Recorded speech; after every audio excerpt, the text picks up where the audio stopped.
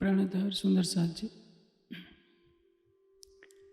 चितौनी के प्रारंभ करने से पहले मैं कुछ बातें आपसे कहना चाहूँगा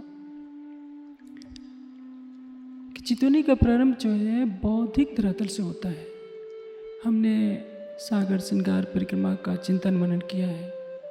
उसके आधार पर हम जानते हैं कि इस जगत से परे कैसे बेहद है, बेहद के परे परम धाम है। और सागर श्रृंगार पढ़कर नक से सिख तक राज्य श्यामा जी की शोभा को हम अच्छी तरफ से जानते हैं। उसका हम मनन करते हैं, भाव लेते हैं कि ऐसा है ऐसा है। तो यथार्थ में ये चितवनी की शुरुआत है, वास्तविक चितवनी नहीं है। वास्तविक चितवनी का तात्पर्य यह है कि मन और बुद्धि की क्रियाशीलता सब समाप्त हो जाए, आपकी आत्मा अपनी अंतर्दृष्टि से प्रत्यक्ष देखे कि वास्तव में है क्या। जैसे आपने पढ़ लिखा है कि राजी के गले में 5 हार हैं, 6 हार हैं, ये 4 हार हैं। वो महामती जी ने देखा है और राज जी ने अपने आवेश स्वरूप से वर्णन करवा दिया है। अब हमें उसी को पुनः अपने हृदय में धारण करना है, क्योंकि वाणी के ज्ञान से हम इतना जानते हैं। प्रत्यक्ष तो हम देखे नहीं, लेकिन वो दिखेगा तब जब हमारे अंदर विरह प्रेम हो, राज जी की कृपा हो, और उसको पाने के लिए हम चितवनी करते हैं। जैसे जैसे विरह प्रेम आएगा, विरह आएगा तो मन और बुद्धि के धरातल पर, जब प्रेम आएगा तो आत्मा के धरातल पर। आत्मा का संबंध प्रेम से है। उस विरह को प्राप्त करने के लिए ही मन और चित्त के धरातल पर जो ज्ञान धारा हमारे है, अंदर है, जीव के अंदर प्रवेश कर चुकी है कि परम धाम ऐसा है, राज्य श्यामा जी ऐसे हैं, उसको हम देखने का प्रयास करते हैं अंतःचक्षुओं से। विरह के आंसू जब आने लगते हैं, मन संसार से अलग हो जाता है, बुद्धि चिंतन में विवेचन सब समाप्त कर देती है, तो आत्मा अपने मूल स्वरूप को देखने लगती है, राज्य श्यामा जी की शोभा को देखने लगती है, परम धाम को देखने लगती है। यही वास्तविक चितवनी है। और राजी ने ये अनमोल विधा हमारे लिए दी है कि संसार में रहते रहते हम परम धाम को साक्षात देखें। आप देखो औरों को दिखाओ, ये स्वर्णिम अवसर हमारे लिए है। दुर्भाग्य है कि पिछले लंबे समय से एक ऐसा अंतराल आया है जिसमें चितवनी की जगह कर्मकांड की प्रधानता हो गई है।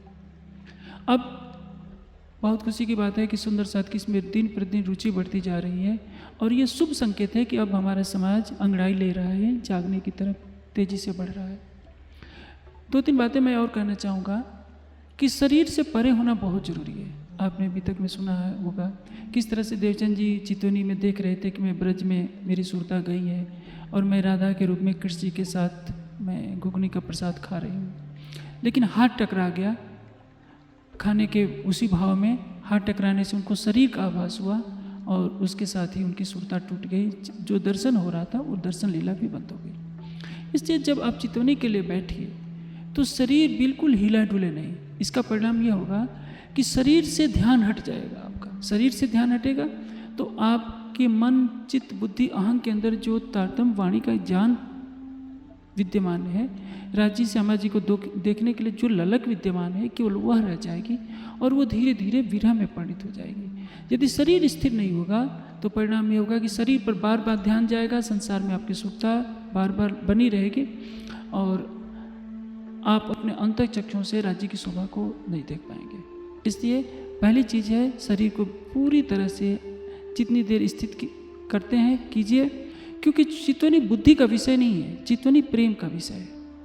अपने बुद्धि के दरवाजे को बंद करना होता है। जब आप आखिरी मंजिल पर जब चढ़ाई चढ़ रहे होते हैं तो मन और बुद्धि के सारे द्वारों को बंद कर दीजिए, केवल अंतःचक्षुओं से देखने का प्रयास कीजिए, क्योंकि आगे की मंजिल केवल प्रेम की है। वहाँ मन बुद्धि का खेल नहीं रहेगा। मन बुद्धि का खेल तब तक रहेगा जब तक संसार से आप हटने का प्रयास कर रहे हैं और संसार की जगह अपने हृदय मंदिर में राज्य श्यामा जी को विराजमान करना चाहते हैं।